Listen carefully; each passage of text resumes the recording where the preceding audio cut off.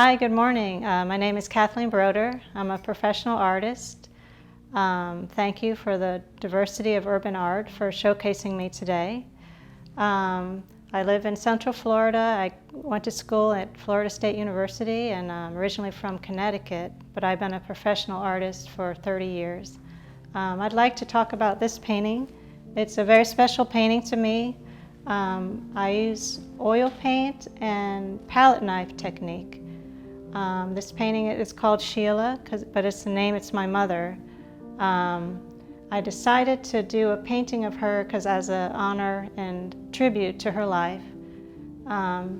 She suffered from Alzheimer's for 20 years, and this was actually the last moment I saw her. This was the last photograph I ever took of her, and I decided to do a painting of her just because I wanted to show just what a strong, powerful woman that she was.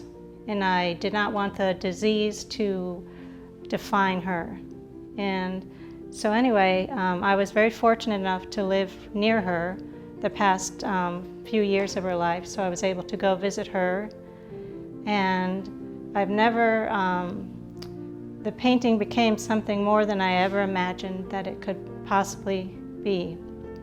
So when I first decided to do it, I painted just her face and her hands.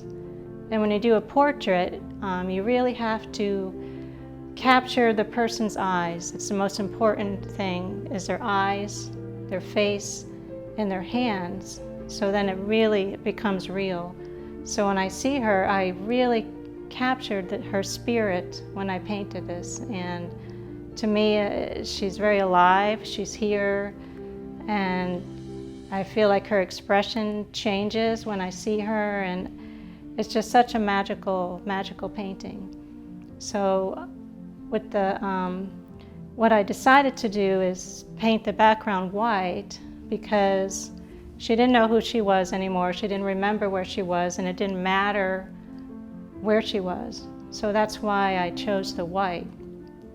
And when I started painting it, I made it not too contrast because I was trying to see how it was going to work with the white background.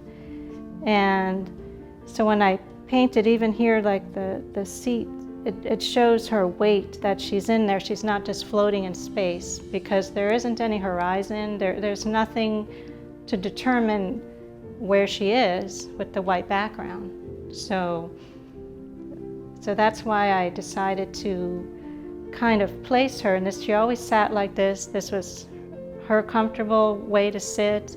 She didn't have any gray hair. She had no other health problems except for the Alzheimer's.